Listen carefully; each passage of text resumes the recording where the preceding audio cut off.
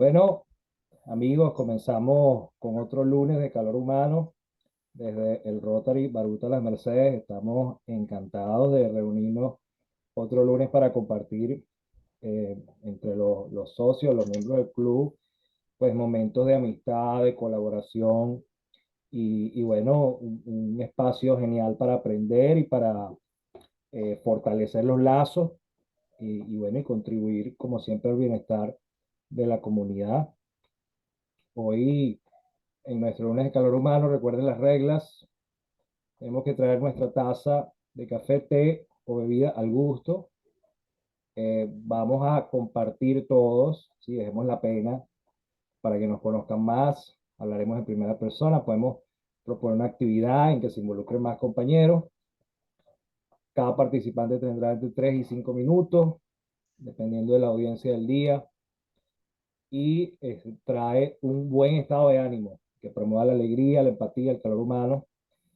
Y finalmente, al final del evento, vamos a definir entre todos quién va a ser el macero eh, al primer lunes del mes siguiente. Hoy vamos a hablar de un tema extraordinario que muy pocas veces se trata. Vamos a hablar de tanatología con Alba Alcántara. Es muy interesante tener a Alba con nosotros. Tiene mucha experiencia, mucho conocimiento en tanatología, una gran trayectoria como consultora gerencial, coach organizacional, es especialista en responsabilidad social empresarial. Estoy seguro que nos va a dar grandes aportes y además es fundadora de Tanatólogos al Rescate y tiene una gran experiencia en procesos de duelo y cuidados paliativos, una cosa invaluable conocernos. Y bueno, ella va a estar abordando este tema tan importante. Estoy seguro que este lunes de calor humano va a ser muy enriquecedor para todos nosotros. Alba, bienvenida. Muchas gracias, Leonardo. Muchas gracias por la invitación, Roxani, y a todos los miembros del club. Bueno, fíjense, es una visión humana de tanatología. Esa no es, esa no es Disculpa, mi presentación. disculpa, ya voy a poner la presentación. Tranquilo, ¿no? Muy bien. Primero que nada, esto es apenas un abordaje para, en rasgos generales. ¿Me escuchan bien? Sí, Ok. Sí. Esto es un abordaje para que en rasgos generales conozcamos un poco más sobre el tema, lo que es la tanatología y, por supuesto, cómo acompañar a una persona que tenga un duelo, que esté viviendo un proceso de duelo. Entonces, aquí vamos a desmitificar muchas cosas que pensamos sobre la muerte, que pensamos sobre lo que es el dolor del ser humano y sobre todo este vocablo tan nuevo que es la tanatología. Leo, ajá.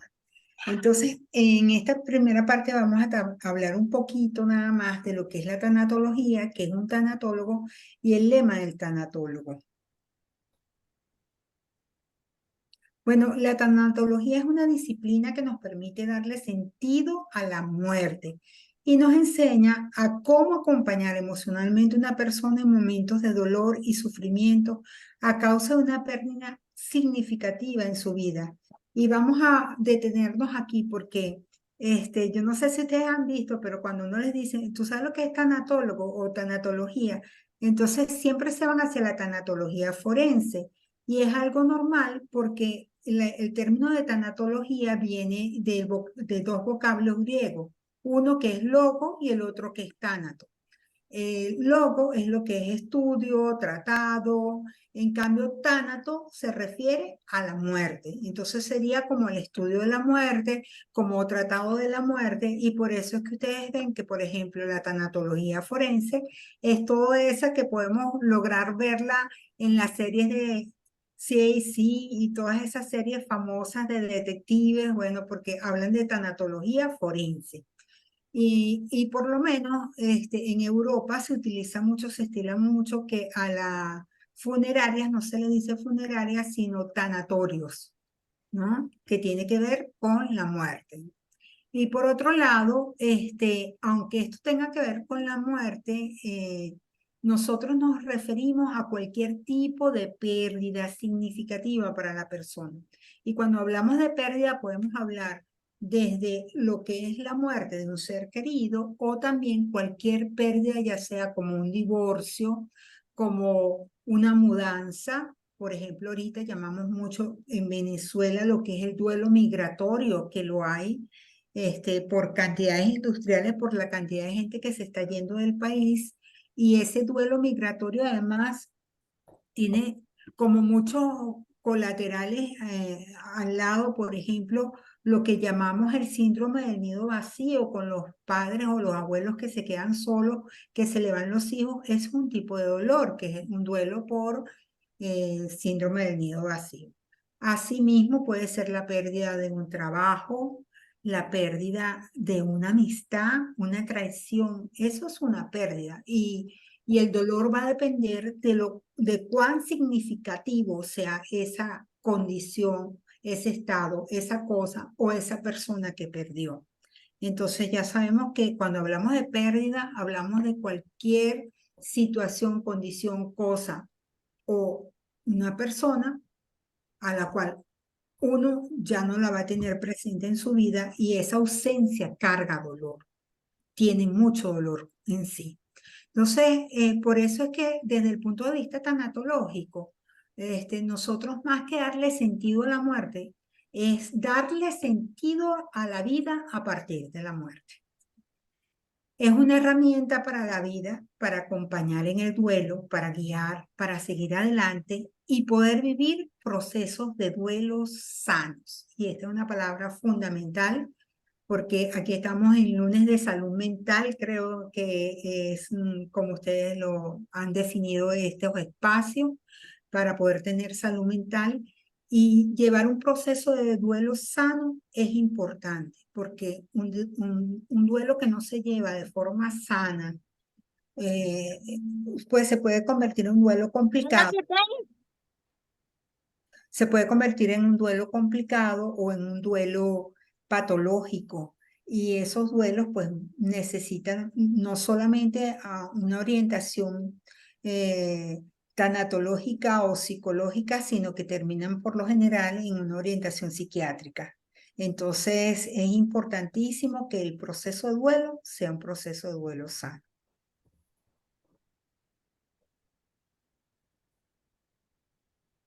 ¿Qué es un tanatólogo? Es una persona que tiene las competencias humanas necesarias para ejercer la tanatología. ¿Y esto por qué? Bueno, porque no todo el mundo tiene esa capacidad que necesita un tanatólogo, primero de tener una escucha activa y una escucha muy importante. O sea, su primera cualidad debe ser el saber escuchar. El saber escuchar es primordial, tiene que tener una sensibilidad humana específica, tiene que tener un alto valor por la vida y algo muy importante, además de guardar el sigilo profesional, el respeto por la persona que está acompañando, tiene además que haber sanado sus propias heridas, sanado sus propias pérdidas y haber vivido o reflexionado sobre su propia muerte. Entonces, para poder ejercer la tanatología, uno tiene que tener todas estas competencias porque si no, no puedes acompañar humanamente a otro ser humano en el duelo, en pasar su propio dolor. Ayuda a los enfermos terminales a morir en paz y con dignidad ante el proceso de la muerte y a sus familiares a afrontar la pérdida de su ser querido. Y es un profesional que te puede acompañar en todo tipo de pérdidas significativas para que puedas elaborar procesos de duelo sano, afrontar el dolor y seguir adelante a pesar de la ausencia de eso que perdiste.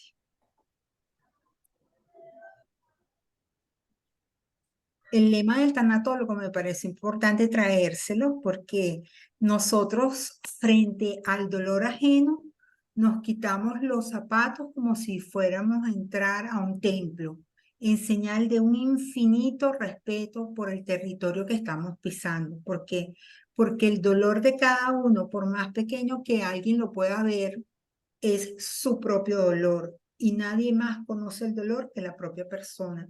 Entonces hay que tener un respeto extraordinario por ese dolor porque se está pisando el templo para esa persona. Y en Tanatólogos al Rescate, porque todos los tanatólogos tenemos como tres objetivos claves primordiales, que curar, consolar y jamás dañar al acompañante. Entonces nosotros en Tanatólogos al Rescate pusimos nuestro propio lema, que es curar los corazones rotos, consolar las almas tristes y nunca dañar a quienes nos confían su dolor.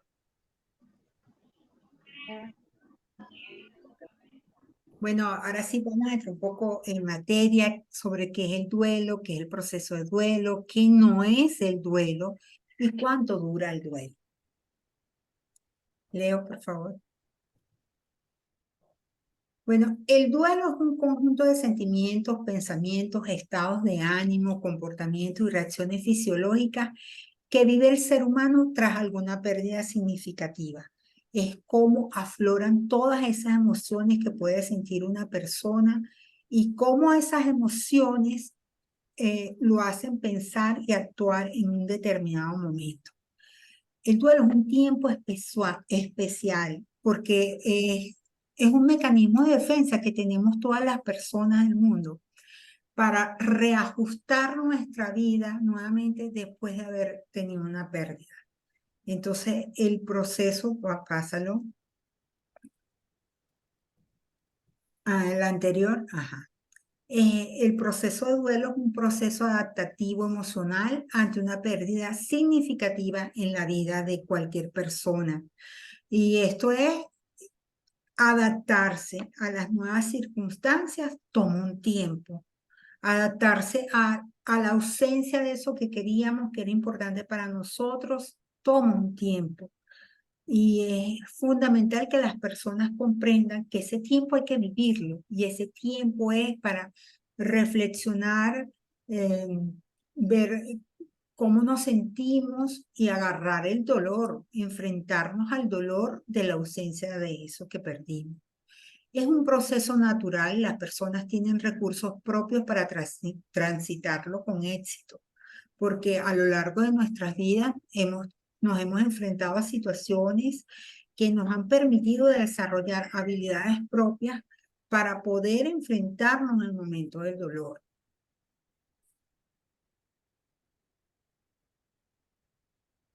¿Qué no es el duelo? El duelo, primero que nada, no es una enfermedad y en esto sí tenemos que estar claros, porque lamentablemente hay mucho desconocimiento sobre lo que es la tanatología.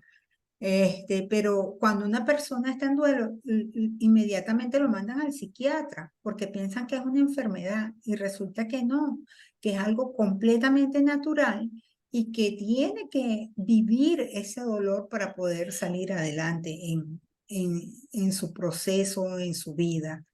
Se puede convertir en una enfermedad cuando las emociones que sentimos durante el proceso de duelo se reprimen. Por ejemplo, si una persona pasa mucho tiempo en la fase de la tristeza, pues eso se va a convertir, va a dejar de ser lo que llamamos una depresión reactiva para convertirse en una depresión activa. ¿Por qué? Porque pasó demasiado tiempo en el dolor, pasó demasiado tiempo en la melancolía y la tristeza. Igual que una persona cuando tiene mucha rabia y pasa mucho tiempo con rabia, el cuerpo somatiza lo que el alma calla. Entonces, si el cuerpo lo somatiza, muchas veces la gente que tiene mucha rabia se enferman del estómago, le salen úlceras y así sucesivamente. ¿Cuánto dura el duelo? Miren, la intensidad y la duración del duelo depende de la magnitud de la pérdida y cada quien va a saber cuánto es su propia magnitud en el sentido de que en una misma familia, cuando se muere un papá y son 8 hermanos, todos los hermanos tienen duelos diferentes. ¿Por qué?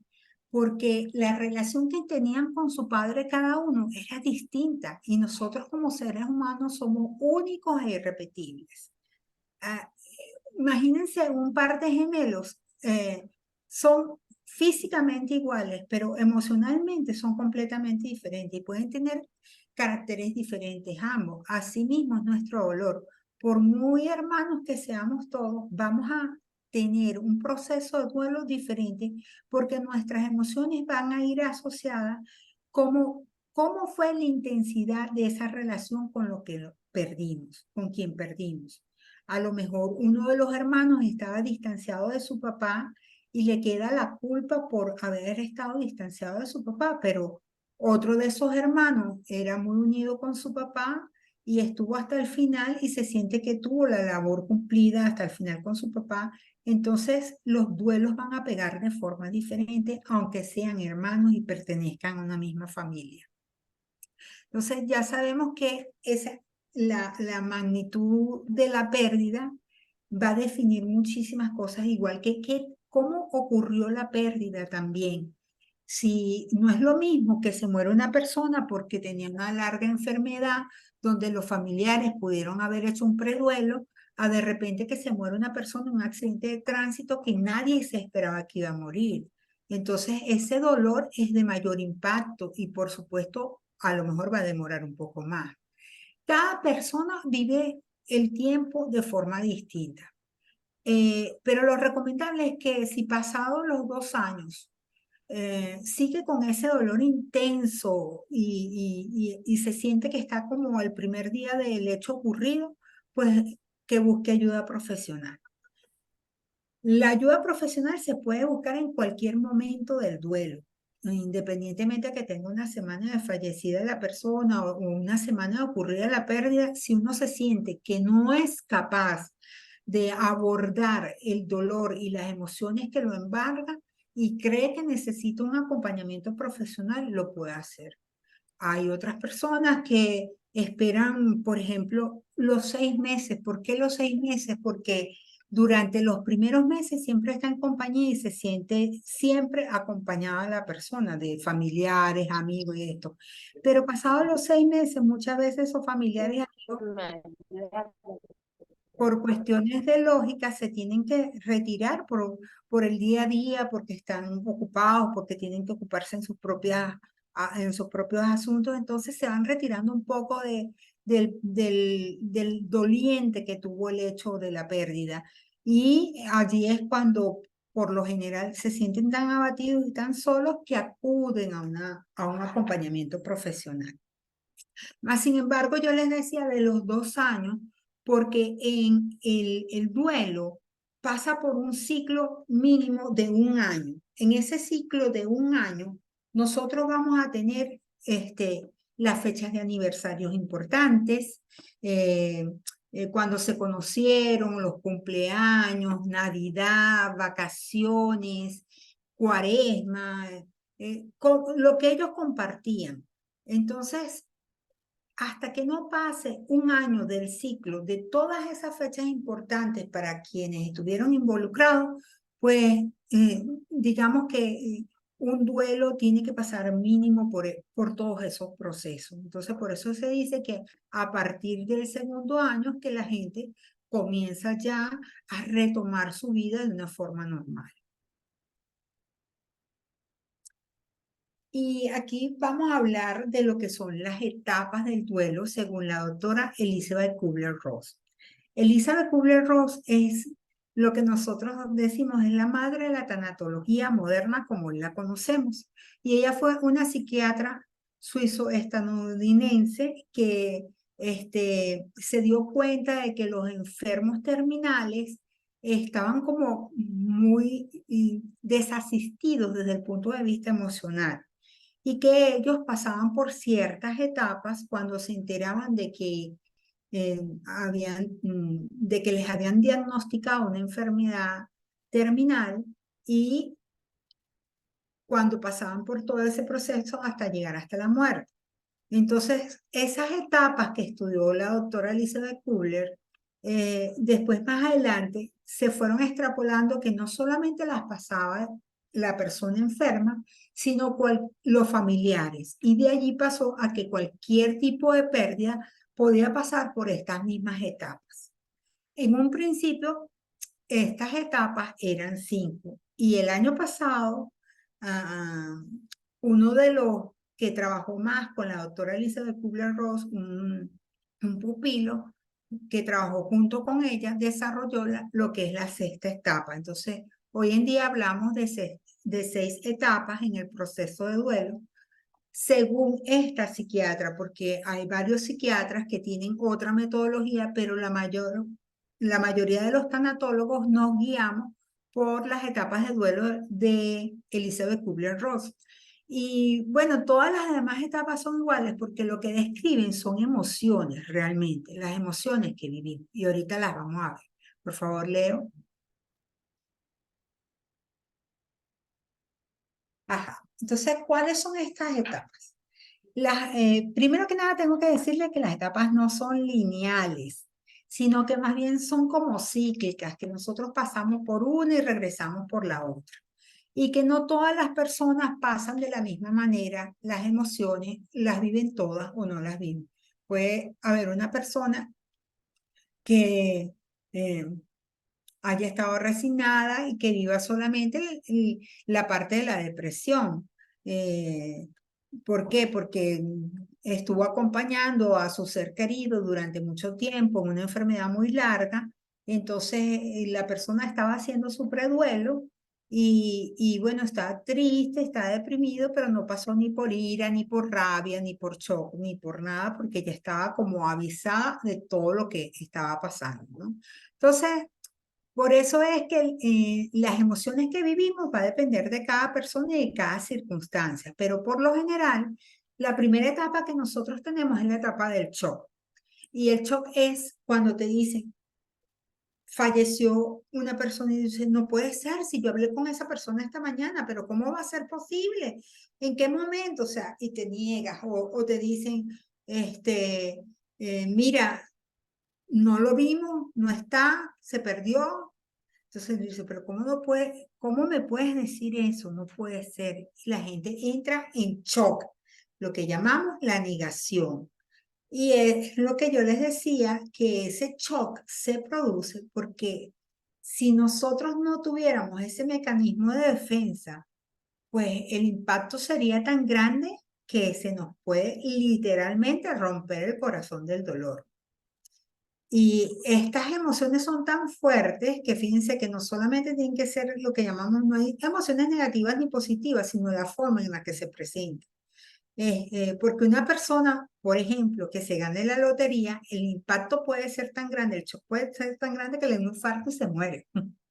Entonces, así mismo ocurre cuando nos dan una noticia muy fuerte para nosotros, que es muy profunda para nosotros, si no ocurre ese momento de shock, de negación, nos puede literalmente partir el corazón.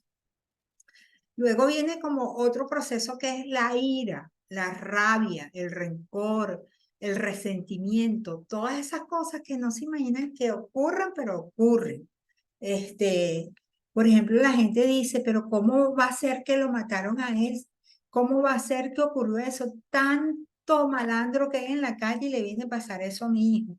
¿Por qué te lo llevaste, Dios mío? ¿Pero por qué me haces esto? Entonces agarran mucha rabia, tienen muchos sentimientos de ira, de cólera, no solamente contra ellos mismos, sino a lo mejor contra Dios, por ejemplo, reniegan de Dios en el momento, o puede ser también que sientan mucha culpa y entonces se echen la culpa a ellos por lo que pasó, o también que le echen la culpa al que se murió. ¿Por qué no te cuidaste? ¿Por qué hiciste esto? ¿Por qué no tuviste más cuidado? Entonces, le pueden echar la culpa a cualquiera. Y la ira, la rabia, pues trae esos sentimientos de culpa que por lo general acompañan a la persona por mucho tiempo y eso hay que manejarlo muy bien. La negociación es lo que uno hace para, es como previo a llegar a aceptar de que sí ocurrió. Y dice, y si yo, cuando le dan un diagnóstico a uno, por ejemplo, Dios mío, yo te prometo que yo más nunca vuelvo a fumar y te han dado un diagnóstico de que tienes cáncer de pulmón. Entonces tú dices, yo más nunca vuelvo a fumar, pero tú quítame este cáncer. Es como un proceso de negociar, de decir, yo no voy a hacer esto, pero tú haz esto, o pensar, ¿y si él no tomó ese carro? ¿Y si él no iba en ese autobús? Easy, easy, easy, y vienen los easy, porque la mente se vuelve loca buscándole alguna explicación que como no tiene explicación alguna, entonces cuando ya nos damos cuenta que nada de lo que haga va a ser, Olga, quien lució 4 vestuarios a lo largo de la noche, también celebró el hecho de compartir de que nada escenarios con de lo que bailarines, hagas, coristas creo que y un equipos micrófono abierto técnicos. por ahí, ok, de que nada de lo que hagas va a ser que ese hecho no ocurra, entonces tú entras ya en lo que es la depresión, en lo que es la tristeza, la melancolía, el desgano. ¿Por qué? Porque no tienes, te duele no tener esa condición o esa cosa o esa persona que perdiste. Entonces, por esa razón es que eh, uno puede estar muy sumergido en el llanto, en mucha melancolía, en desgano. Esa es otra fase. Y hasta que llega la aceptación, que llegaste y dijiste, bueno, no hay otro, aquí no hay más nada, es un hecho, esto ocurrió y bueno, tengo que aceptarlo, pues. Tengo que aceptar que esa persona no va a estar más en mi vida, tengo que aceptar que tengo que buscar otro trabajo porque me despidieron, tengo que aceptar que lamentablemente eso ya no va a ocurrir como yo quería, ¿no? Entonces, después que pasa la aceptación, esta es la nueva etapa que incorporaron el año pasado, que es la etapa de darle significado a por qué ocurrió esa pérdida, por qué y cómo tú le puedes dar significado para ti sobre todo ese dolor que tú has sentido. Cómo tú le vas a dar significado, cambiar, qué puede hacer en tu vida eso que ocurrió, ¿no? No es fácil, por eso es la última, porque tienes que atravesar por un cúmulo de emociones para que ya después de ese cúmulo de emociones, que ya tú estés tranquilo, entonces allí puedas verle, mirar hacia atrás y ver que eso ocasionó algo en ti que es positivo y que te va a salir fortalecido, vas a salir fortalecido en este proceso. Bueno, entonces ahora sí vamos a entrar en los tips que les traje, los pequeños tips que les traje, de cómo acompañar a una persona que está en su proceso de duelo para que pueda vivir un proceso de duelo sano. Y el primero, que es importantísimo, ya le dije que los tanatólogos tenemos que tener una sensibilidad extrema, pero cualquier persona que quiera acompañar a otra, lo primero que debería hacer es ponerse en el lugar de esa persona. A lo mejor siempre que uno va, uno escucha decirle en los funerales, yo no he pasado por esto, no me imagino en tu situación, pero imaginarse en la situación de la persona te hace más comprensivo y más empático ante el dolor que está viviendo. No sé que es un ejercicio muy duro, es un ejercicio dificilísimo porque si hablamos de una persona que acaba de perder a su hijo, es muy duro imaginarse que uno vaya a perder un hijo, pero de solo imaginárselo, ya uno sensibiliza por completo, ¿no? Entonces, eso es lo primero que hay que hacer, ponernos en el lugar de la persona. Tratar de ponernos en el lugar de la persona. Leo, por favor. Sí. Leo. Ajá. La segunda es escuchar con el corazón. Debes escucha con el corazón. Esfuérzate en escuchar sin emitir juicios de valor. no juzgues, no des consejos, no le hables de tus experiencias, solo escucha a esa persona a la que estás acompañando. Miren, hay algo la naturaleza misma nos dio una gran lección. Nos puso 2 orejas y una boca, porque uno tiene que escuchar el doble de lo que tiene que hablar. Entonces, eso es necesario. Aquí es muy importante escuchar, estar allí. Miren, no se imaginan cuando la persona puede desahogarse, hablar sobre todas las cosas que está sintiendo, expresarse. Solamente con el hecho de sentirse escuchada ya es un gran alivio para la persona. Entonces, hay que escucharla y, por supuesto, no emitir juicio de valor. Nosotros no estamos para juzgar a esa persona, ni cómo hizo las cosas, ni por qué tomó esas decisiones, nada. Eso no nos incumbe. Lo que nos incumbe a nosotros es poder estar allí para brindarle nuestra compañía, nuestra presencia y escucharla desde el corazón, sin juzgar. Y bueno, ofrécele tu ayuda. Y a quien ofrecerle tu ayuda es pregúntale, ¿cómo puedo ayudarte?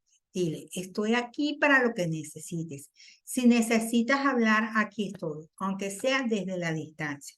Esto es muy importante, porque a lo mejor la persona, ustedes tienen que respetar el espacio de la persona y ya lo vamos a ver, pero es que sepa que tú estás allí para lo que esa persona necesita.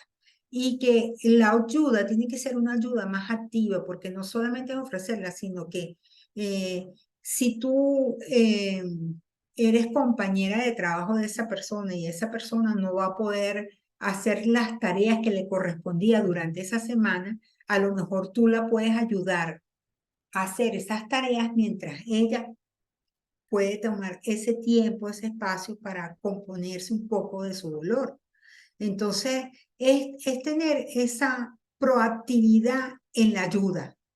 Si tú ves que esa persona no va a ser capaz de hacer la comida porque en su mente no está, puedes llevarle un plato de comida.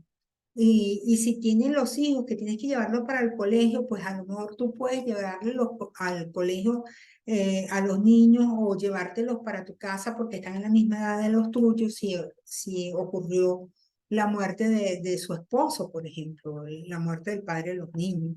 Entonces, es tener esa ayuda proactiva, es ser proactivo en la ayuda, porque en ese momento que la persona está pasando por ese dolor, no sabe de su mundo. Y entonces, por eso es que vamos a ver lo que se llama la red de apoyo. Por favor, Leo. Llora con ella. Cuando llore, no le preguntes por qué llora, más bien abrázala con cariño, que sienta que no está sola la persona. Dile, si quieres llorar, te doy mi hombro. Y si es posible que llores con ella, lloren juntos.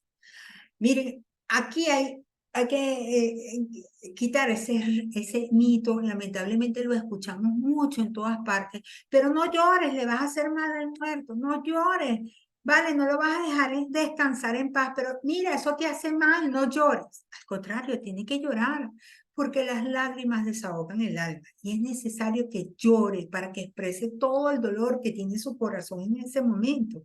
Y las lágrimas son el vehículo extraordinario para que ella pueda expresar esa emoción que tiene. Entonces, decirle a una persona que no exprese su emoción es terrible. Por eso, cuando tú le dices a alguien no llores, pues no lo estás haciendo bien. Si quieres acompañar a la persona, debes decirle más bien, aquí tienes mi hombro, si necesitas llorar, vamos a llorar juntos. ¿Okay? Fomenta una red de apoyo. Una red de apoyo entre familiares y amigos que estén pendientes de su cuidado personal para que pueda alimentarse, hidratarse, dormir y ejercitarse adecuadamente. Miren, las personas cuando están en duelo gastan muchísima energía y tienden a deshidratarse fácilmente, solamente porque no toman agua. Entonces, lo que hace la red de apoyo entre amigos y familiares es justamente estar pendiente de que tenga esa esa contención necesaria en el momento del dolor. Y esa contención se hace con los amigos y los familiares más cercanos, en los cuales se distribuyen las tareas y se digan, bueno, mira, tú te vas a quedar con ella esta noche, está pendiente de que se hidrate, de que coma bien. Como ya les expliqué, la hidratación es fundamental, que si un tecito de manzanilla, un juguito y estarle dando líquidos constantemente para que no se deshidrate la persona. Y eso a lo largo de los meses que esté más fuerte su proceso de duelo, ¿no? Y por eso se necesita la red de apoyo para saber con quiénes se cuenta, con cuánto se cuenta y cómo poder ayudar en todas las tareas que en este momento no puede desempeñar la persona y que habían tareas que desempeñaba a quien perdió, si es el caso de una pérdida humana, que tampoco las van a poder desempeñar. Si es el caso de una pérdida afectiva, pues estar pendiente también de que ese amigo tuyo que está pasando por un divorcio, no beba, no tome más de la cuenta, sino que tome líquido y que poderle brindar ese apoyo y decirle, mira, no, la forma de drenar esta emoción que te embarga no es tomando alcohol. La forma de drenar esta emoción que te embarga es hablando de ello, vamos a hablar de ello, pues, ¿no? Recuérdale sus fortalezas, porque sus fortalezas son sus recursos para afrontar la pérdida. No está pasando por una enfermedad, vuelvo y lo repito, porque la gente piensa que estar en duelo es que estás enfermo. No, estás pasando por un proceso de duelo y como tal tienes que vivirlo. O sea, nadie que no atraviese el dolor es alguien que no avanza en su camino a la sanación. Entonces, lamentablemente es agarrar el toro por los cachos y enfrentarse a ese dolor. ¿Y cómo lo vas a enfrentar? Bueno, porque te ha tocado en varias oportunidades a lo largo de tu vida enfrentarte a situaciones difíciles y adversas. Y en esas situaciones que tú enfrentaste anteriormente, tú desarrollaste ciertas capacidades, ciertas fortalezas que te van a ayudar en este proceso de duelo. Entonces, tú como amigo, tú como hermano, tú como familiar, que sabes por las otras que ha pasado, tú tienes que decirle las cosas que tú has visto en esa persona que lo van a ayudar a salir adelante en este proceso. Aliéntala a decir lo que siente, para que no reprima sus sentimientos. En la medida que esté consciente de sus emociones y no las evada, más rápido podrá aceptar la pérdida. Pero claro, por eso es tan importante tener un previo conocimiento de lo que es el proceso de duelo y cuáles son las etapas en el proceso de duelo. Porque en esas etapas uno dice, oye, me estoy volviendo loca, tengo mucha rabia, oye, me estoy volviendo loca, no sé qué me pasa, estoy constantemente haciéndome preguntas y haciéndome preguntas y haciéndome preguntas. Oye, no puede ser esto. Entonces la gente no se está volviendo loca nada, es un proceso natural, pero como no tiene conocimiento de que lo que está viviendo es un proceso de duelo y que en el proceso de duelo afloran un montón de emociones que no sabíamos ni siquiera que las teníamos o que no se evidenciaban porque se tapaban unas con otras, pero aquí no, aquí las emociones cuando estamos en un duelo salen a flor de piel y salen de una forma que un día yo puedo estar deprimida, otro día tengo rabia, otro día sigo en shock, no lo puedo creer, otro día estoy así como haciéndome 10.000 preguntas. Entonces, es importante vivir esas emociones y enfrentarlas. Y bueno, respetar su espacio. Habrá momentos en los que quiera aislarse, estar sola esa persona. Es importante que sepa que puede contar contigo. Dile, te llamaré por si acaso quieres hablar. También podemos compartir un silencio, porque muchas veces simplemente el hecho de estar y estar en silencio significa que la persona sabe que puede contar contigo en el momento que tú se lo pidas. Entonces, hay que respetar los espacios de cada persona para saber, hay gente que le cuesta más hablar de sus procesos. y cuando esté ya óptima para hablar de su proceso, lo hablará, ¿ok?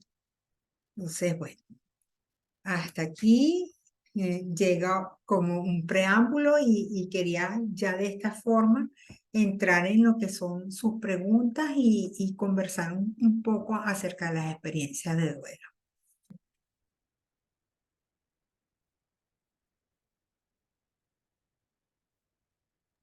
Bueno, muchísimas gracias, Alba. Abrimos espacio ahora para las preguntas. Adelante.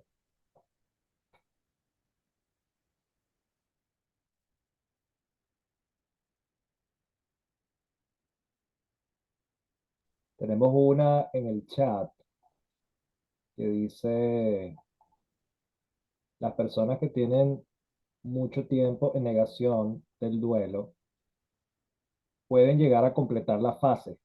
Mi abuelita falleció hace más de 4 años. Mi papá se niega a ir a un especialista. Este es de Rosa Lares. Ok, bueno, es bastante difícil porque mira, nadie puede ayudar a quien no quiere ser ayudado. Eso por una parte. O sea, para que alguien pueda ser consolado, primero tiene que querer ser consolado. Y para que alguien pueda sanar, tiene que querer sanar. Entonces, tal vez haciéndole la forma que puedes trabajar es haciéndole llegar tal vez un video como este, que lo van a tener grabado aquí, para que sepa que sí hay formas de tratar el duelo y de hablar sobre esa emoción reprimida que tiene, que lo tienen en tanto tiempo en negación.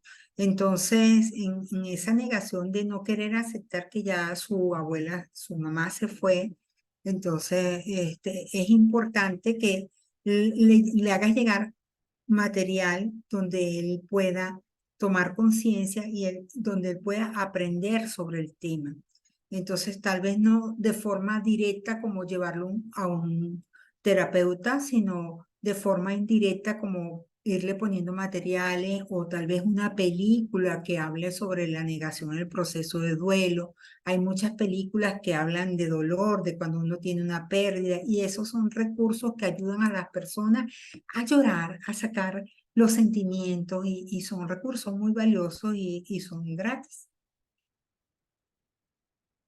Muchísimas gracias. Eh, Belkis Marcano tiene una pregunta. Adelante. Bueno, primero que nada agradecerte, Alba, por tu compartir, porque de una manera sencilla nos diste una introducción y unos tips que son bien prácticos y me encantó tu manera de compartirlo.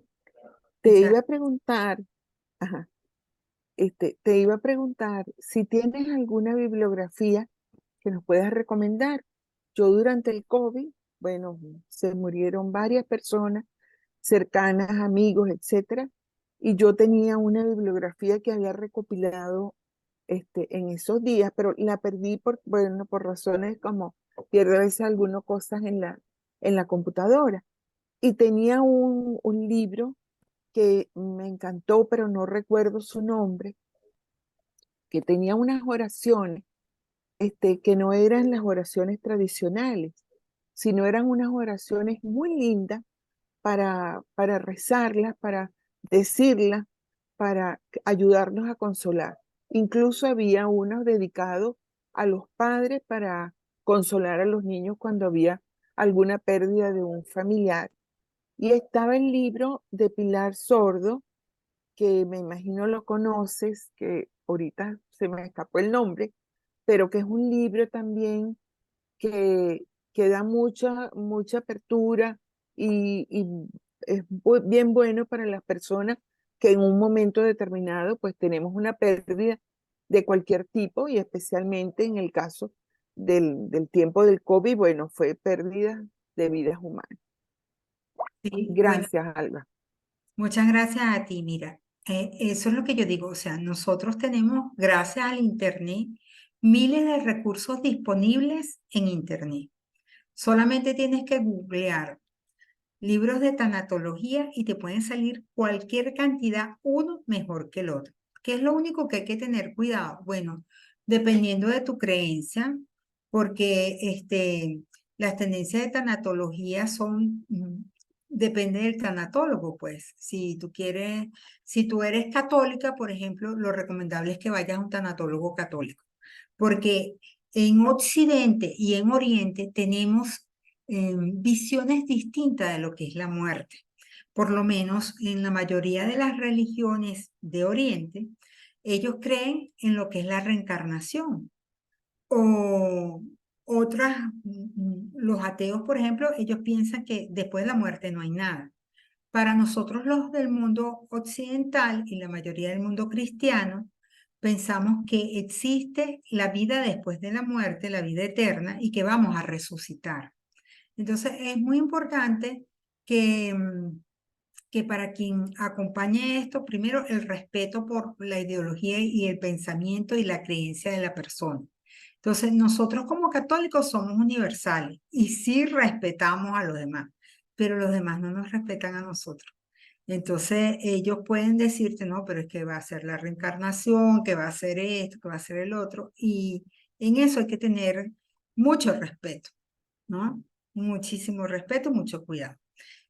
Pero por lo general, por ejemplo, yo te comentaba de la doctora Elizabeth Kubler-Ross, que es la madre de la tanatología. Ella tiene cualquier cantidad de libros gratuitos que se consiguen en internet, todos son buenos. No hay ninguno que sea malo. Es más, hay un cuento para niños sobre la muerte que es espectacular. Y hay muchos tanatólogos que se han dignado a la tarea de dar sus conocimientos. Por ejemplo, en México existe Gaby Tanatóloga, que ella tiene también varios libros y ahorita uno de sus libros, Cómo curar el corazón roto, es el libro más vendido en Amazon que hay. Y explica de forma muy sencilla lo que es la muerte y distintos tipos de duelo, porque hay duelo por la pérdida de un padre, de una madre, de un hijo, de una hija, de un hermano, de un amigo, pérdida por el duelo del trabajo, o sea, cualquier cantidad de pérdidas que tiene la persona es cualquier cantidad de duelos. Entonces, bueno, en la parte del libro de las oraciones, bueno, mm, nosotros en la liturgia de la iglesia tenemos también todo lo que es orar por los fieles difuntos. Y entonces todas esas oraciones en la liturgia de la iglesia que consigues son muy bonitas y dependiendo de la espiritualidad de cada quien, porque tal vez para una persona le sea muy útil rezar una oración, hacer una oración por sus fieles difuntos, pero para otras personas trabajar el duelo es mejor desde la escritura, pues desde escribir. Entonces va a depender de cada persona. Por eso el tanatólogo tiene que escuchar mucho para saber cómo es la persona y qué herramientas brindarle para poder manejar primero sus emociones y llevar ese proceso de duelo sano. Muchísimas gracias. Tenemos una pregunta también de nuestra presidenta Roxani Paredes. Gracias, Leito. Gracias, Alba. Tenía dos planteamientos. Justamente te quería preguntar qué tan efectivo es la técnica de escribir cartas a la persona fallecida. Acabas de decir ahorita, sin saber que lo ibas a tratar, de que depende del gusto de la persona y de las habilidades. Pero en tu experiencia en estos 3 años que has tenido como persona, ¿qué tanto has visto tú en tus estadísticas si esta ha sido una herramienta importante y de descarga, de escribirle una carta a esa persona fallecida?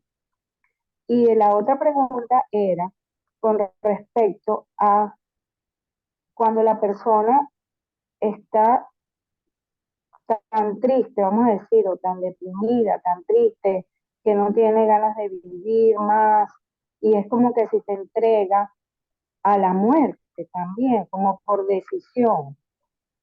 Me explico, conozco el caso de una vecina, wow, que después que se murió su esposo, fue impresionante, o sea, ella cayó en una depresión total y en 15 días a esa señora le aparecieron un poco de enfermedades que quizás ella tenía problemas con hipertensión y le salieron unas cosas increíbles que la gente no se dio cuenta de cómo eso se le desarrolló y en 15 días la señora se murió. ¿Cómo manejar una situación así? ¿Tiene que ser ya un psicólogo clínico o un psiquiatra cuando la persona ya está en ese estado? Bueno, Serían fíjate, esas dos preguntas. Y gracias. bueno, vamos a contestarte la primera, la de las cartas. Como ya lo expliqué, eso depende de cada persona. Porque hay gente que no le gusta escribir y ni que le mande a escribir la carta la va a hacer. Primero porque no le gusta. Entonces tal vez a esa persona le sea más fácil pintar, por ejemplo, hacer un cuadro. Entonces va a depender exclusivamente de la persona. En cambio, la gente que le gusta escribir, que tiene por práctica escribir, entonces a esa gente sí le funciona extraordinario hacer una carta de despedida, por ejemplo. Porque los procesos de duelo muchas veces, cuando no se cierran, que era lo que pasaba con el COVID, que no pudimos despedirnos de nuestro ser querido porque no vimos el cuerpo y los ritos son muy importantes en lo que es un proceso de duelo. Entonces, allí escribir una carta para agradecerle su vida, para agradecerle, para pedirle perdón por las cosas que no pudimos pedirle perdón, para perdonarlo y para decirle bueno, que lo quieres mucho, pero sí, lo dejas ir. Ya sabes que él falleció y tienes que dejarlo ir y que él va a hacer su vida y que tú le prometes que tú vas a hacer tu vida también en honor a él. Entonces, bueno, eso es una técnica conducida para que haga una buena carta de despedida, por ejemplo. Pero no a todo el mundo le funciona porque va a depender de la persona. Hay gente mayor que no le gusta escribir, entonces no puedes trabajar con una persona mayor diciéndole que haga una carta porque no te la va a hacer, ¿no? Va a depender exclusivamente de cómo es la persona y si la persona le gustaría o no hacer este ejercicio. Hay personas que jamás han escrito y tú le mandas a hacer una carta y dice que le pareció fabuloso, pero va a depender de cada caso. Ahora, volviendo con el caso del duelo de tu vecina, Roxani, te comento que hay muchos duelos, ¿no? Entonces nosotros estábamos hablando aquí, por ejemplo, el duelo por la pérdida de un papá, el duelo por la pérdida de un hijo. Ningún duelo, ningún dolor es mayor que otro. O sea, cada quien vive su dolor, cada quien tiene su propio dolor y eso es respetable. Pero si me pones a explicarte cuánto es el dolor de una viuda, de un viudo que pierde a su pareja después de 40 y pico de años, eso, wow, es uno de los duelos más fuertes y difíciles que hay. Porque cuando se pierde la buena pareja, ojo, porque si tú pasas por un divorcio o pasas o se muere un compañero de vida y ese compañero de vida siempre fue un hombre o una mujer agresiva, mala cara, que te daba mala vida, tú dices, Dios mío, gracias, yo salí de este yugo y más bien lo celebras. Pero si ocurre que esa pareja tuya de 40, 50 años, 60 años de convivencia se te va, es como que si te cortan una mitad de ti, o sea, te están mutilando.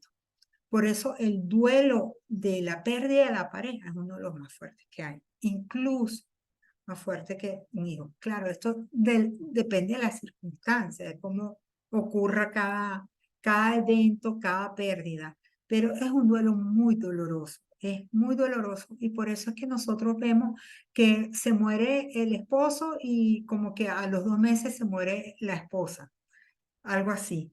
Y suele pasar mucho en ese tipo de duelo que la pérdida de la buena pareja.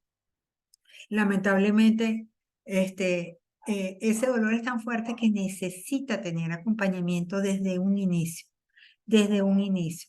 Si no, ocurre que cuando ya está el hecho de que pasas de una tristeza, de una melancolía, que en esta etapa Elizabeth Kubler-Ross la describió como depresión reactiva, se convierte en una depresión activa, o sea que tu sistema ya no pudo más. ¿Y cuál es la diferencia? Que la una te inhabilita, no te deja hacer nada. O sea, en cambio, en la tristeza, en la melancolía, tú estás triste, pero tú te levantas y te cepillas los dientes. Tú estás triste, pero tú te levantas y haces la comida. Tú estás triste, pero tú te levantas y vas a trabajar. ¿no? En cambio, cuando tienes una depresión activa, tú no puedes hacer nada, te inhabilitaste. Entonces necesitas allí urgentemente la atención de un psiquiatra, ¿no? Muchas gracias, Alba. También tenemos a Joya Di Marzo, quien quiere hacer una pregunta. Un placer estar aquí. Buenas noches, Georgia. Buenas noches. Un placer, de verdad. Es que es tan complejo lo mío que pienso que es tan poquito lo que quiero molestarlos, porque me imagino que hay tantas personas que quieren hablar de sus cosas. Y acaba de hablar algo importantísimo para mí, que es ver al psiquiatra. Yo dejé de ver al psiquiatra por problemas económicos. Fíjate, estoy hablando contigo y ya estoy de la emoción, me da taquicardia, lo agarro conmigo. Hace muchos años me divorcié, yo me casé a los 15 años, tuve unos papás divinos, toda mi familia en Italia, mis papás y mis hermanos aquí. Aquí tuve a mis sobrinos, la mayoría están fuera, lógicamente. Entonces, los duelos son de todo tipo, ¿no? Entonces, en los peores ahorita, que además que se fueron mis padres, tengo esta casa donde voy y siento puro silencio y soledad. Luego me matan a mi hermano hace 5 años, ¿verdad?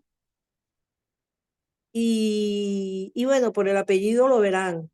A veces a mí no me gusta que sepan, pero aquí es algo muy bonito y más bien yo me enorgullezco porque sé que esto es algo bonito, no me da miedo, ¿verdad? Yo soy hermana de 2 músicos divinos. Uno le dio cáncer y lo superó y al otro me lo mataron. Entonces, yo hace años cuando me divorcio, a mí me dio por pensar frases, pensaba cosas y me daban ganas de vomitar y vomité y llegué a pesar 37 kilos menos. Entonces la agarro conmigo, ¿verdad? Yo somatizo horrible. No puedo comer. Yo ahorita es que acabo de comerme un poquito de una tortillita con papas y tenía la reunión y estaba nerviosísima porque nunca había entrado a una reunión en Zoom. Me habían invitado muchas veces, pero a cosas políticas y otras cosas y que no me interesaban.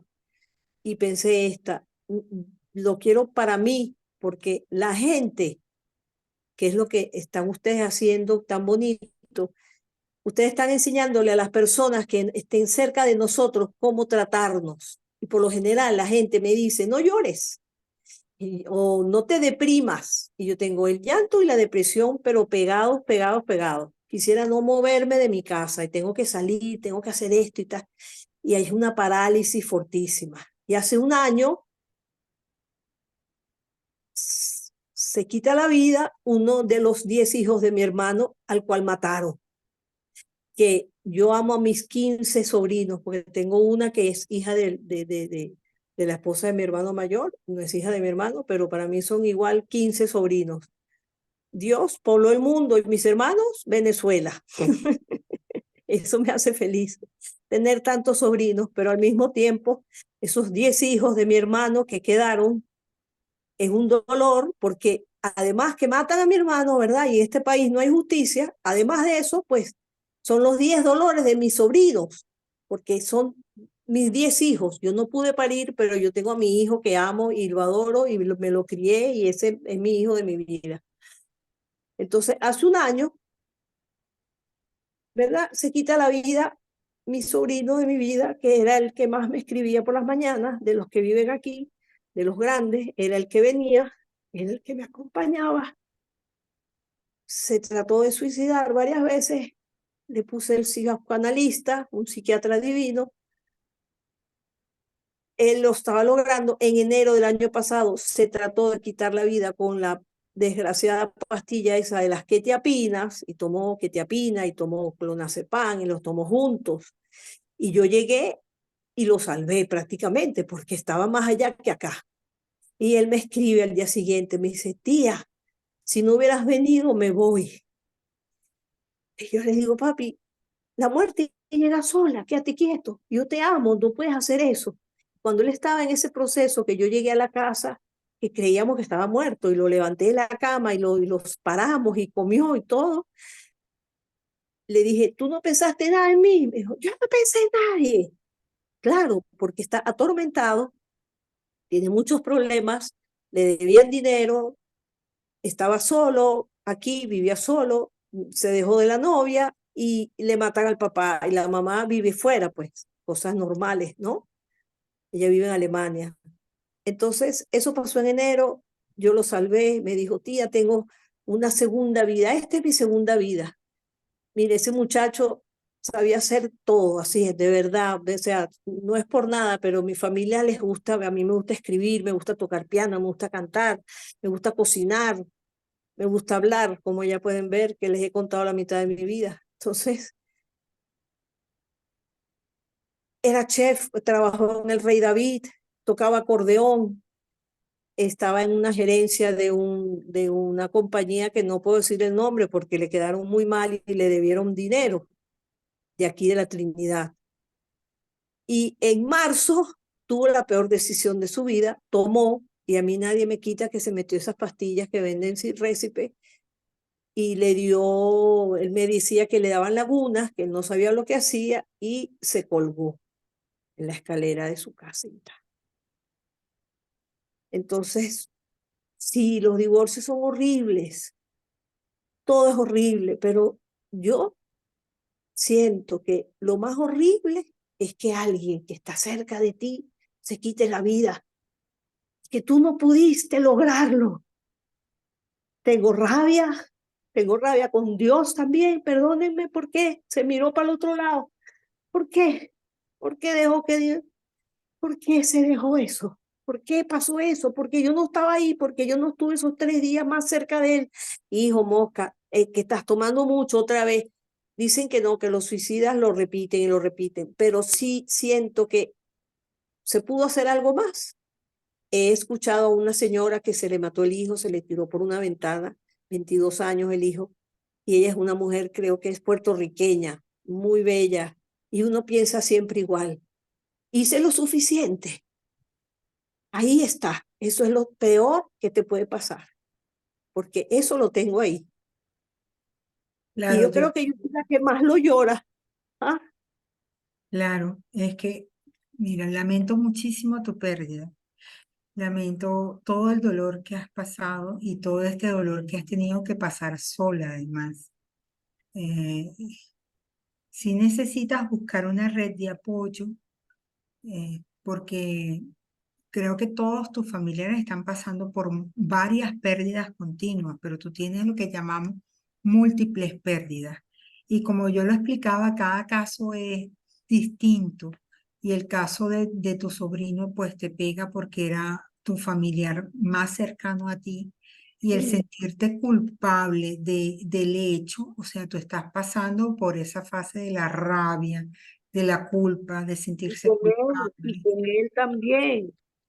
Y con Claro, él me da pena tenerlo con él. Entonces, yo siento que él me ha dicho que no lo llore, que él quiere estar en paz, pero sí que no se acuerda de lo que hizo. Pues él no se acuerda. Eso es lo que más me da rabia, pues que primero, ¿cómo venden esas pastillas así? Primero, dígame, ¿cómo venden esas pastillas así sin récipe? Se llama quetiapina. Yo la busqué, me puse a leer, Alba, y me puse a leer. ¿Y sabe qué leí? Que las personas que tienen instintos suicidas no deben tomarla. Entonces esa pastilla no puede estar sin récipe. O sea, yo podría hacer una causa, una demanda o lo que me dé la gana. Yo te digo, yo hubiera tenido la posibilidad, la fuerza y la economía y alguien que me hubiera apoyado y hubiera hecho algo. yo, Georgia, yo te voy a recomendar, o sea, que Roxani o Leo te den mis datos y yo te voy a atender, ¿ok? Ay, me gustaría Hacer muchísimo. de forma gratuita No y, me digas eso. ¿Serio? no, sí, sí, yo te voy a atender porque necesitas ayuda para que Sí, puedas, fíjate, esto es un ejercicio importante porque ella aquí pudo expresar el tema del suicidio es muy fuerte porque además crea lo que nosotros llamamos como un escarnio público, que es sí. un duelo social porque nosotros sentimos que la gente nos va a mirar mal y nos va a juzgar. por el hecho de haber tenido un suicidio, pero es todo lo contrario. Aquí todos te hemos estado escuchando y aquí todos sabemos el dolor por el que estás pasando y lamentamos tu dolor. Pero vamos a trabajarlo juntas. Leo o Perfecto. Chani te va a dar mi teléfono Agradezco el alma. y entonces nos ponemos de acuerdo para yo poderte tratar, Y ¿ok? agradezco a Norelis Idler, mi querida amiga, que me llevó a ustedes. ¿Ok? Ok. Un Bueno, abrazo gigante. yo de verdad que conmovida, feliz de que de verdad ayuden a mi amiga porque bueno, yo todos estos meses que tengo conociéndola, de verdad conozco de fondo su dolor y me he empatizado mucho con ella y bueno, de verdad hoy dije, tienes que venir, no sé instalar el Zoom. Bueno, mira, es esto, es que yo de broma no fui a instalárselo y de verdad estoy, y Es de primera verdad me vez, siento muy feliz que la puedan ayudar, de verdad, no saben el favor inmenso, de es verdad. primera vez. Muchísimas gracias. Gracias a nuestro querido amigo que nos hizo conocer. Un millón de Exacto. gracias. Un abrazo a todos. Gracias, Yoya, por tu participación. Muchas bendiciones. Y Gracias, gracias por amén. ayudarnos. Y Estamos para gracias. servirte. Vamos a continuar. Si no hay más preguntas, ¿hay alguna pregunta todavía? Entonces, voy a continuar con el programa. Eh, si pueden, bueno, teníamos nuestro club, no lo vamos a cantar bueno, por cuestiones de respeto, de dolor, ¿no? Que hay en los asistentes. Eh, bueno, primero, darte muchísimas gracias, Alba, porque de verdad, en nombre del grupo y del club te quiero expresar mi más profundo y sincero agradecimiento por todos tus conocimientos que compartiste con nosotros. Y bueno, también agradezco a todos los participantes, a todos los que estuvieron aquí, a todos los que participaron activamente, definitivamente. Si quieres, después nos compartes tus redes sociales para ubicarte y donde tú ofreces tus servicios, ¿no? En Caracas. Finalmente, nosotros desde el Club Baruta Las Mercedes estamos promoviendo el reto U. Si conocen jóvenes universitarios, ahí están los datos, pueden saber más, tienen hasta el 17 de marzo para inscribirse. Esto de Cuéntame el cuento en 5 minutos no lo vamos a hacer hoy. Finalmente yo quería también que se encuentra con nosotros nuestra querida compañera rotaria Belki Arriaza. Es bueno que en nombre de todos nosotros te queremos expresar nuestro más sentido pésame, que estamos contigo, ¿ok? Y también con Yoya. Y bueno, en este momento difícil, pues cuenta con todo nuestro apoyo, especialmente porque sabemos el dolor que está pasando. Y bueno, ahora tu esposo está en tu corazón, guárdalo allí para siempre. Nosotros, bueno, estamos para servirte, somos tu familia, Belkis, y seguimos adelante. Y bueno, finalmente, la próxima reunión de lunes de café de calor humano va a ser para el lunes 1 de abril de 2024. Vamos a estar con nuestro compañero Ángel desde México, que nos va a estar conversando. Entonces, bueno, muchas gracias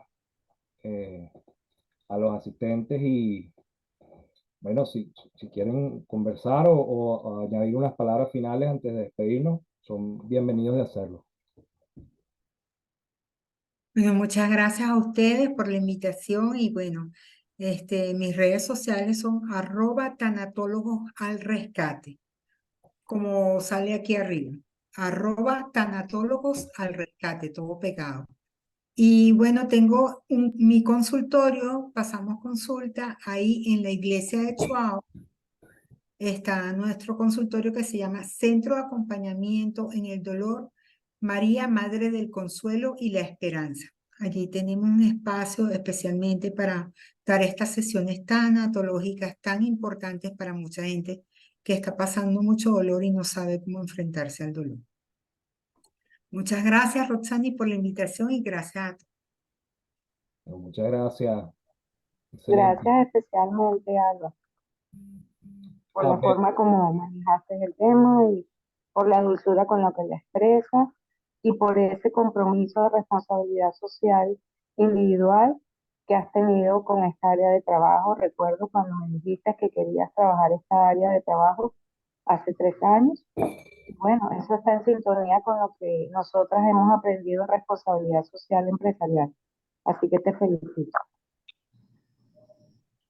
nuestro compañero, Belkis Arriaza quiere participar también. Adelante. Y después Pipo. Gracias, buenas noches. De verdad, quiero expresar mi agradecimiento, perdón, quiero expresar mi agradecimiento a todos porque justamente han sido esta red de apoyo a lo largo de estos meses, estos cortos meses, que hemos venido, bueno, acompañando a Henry en su enfermedad y ahora que ha fallecido recientemente. Y bueno, en nombre de mi familia quiero dar las gracias porque realmente los mensajes de todos ustedes y el apoyo han sido excepcional y realmente eso ayuda, eso motiva, da fortaleza y nos afianza en la fe, en todo lo que ha ocurrido y que tenemos que seguir adelante. Yo por lo menos, bueno, con mis hijos que ya son profesionales, son adultos, pero de todas maneras uno los sigue viendo como aquellos chiquiticos, como los bebés que uno siempre ve como padre que ve a los hijos. Y para mí es sumamente importante. Tengo grandes y excelentes amigos y ustedes lo son. Gracias. Muy bien, excelente. Muchas gracias, Belkis. Estamos contigo en este momento. Y Pipo, ¿querías decir algo también, añadir? Sí, bueno, primero agradecerle a Alba por las conferencias, de verdad muy valiosa, muy pertinente, y que nos brinda además herramientas que, que podríamos compartir con personas cercanas, ¿no? Y en segundo lugar, también renovar mi palabra de aliento a mi querida Belkis, tanto Belkis como Henry muy cercanos, muy queridos, y bueno, con el desafío de seguir honrando a Henry a través de nuestra labor rotaria, porque Henry fue un rotario increíble, que dejó un gran legado. Así que estamos contigo, querida Belkis, te queremos. Gracias, Leo.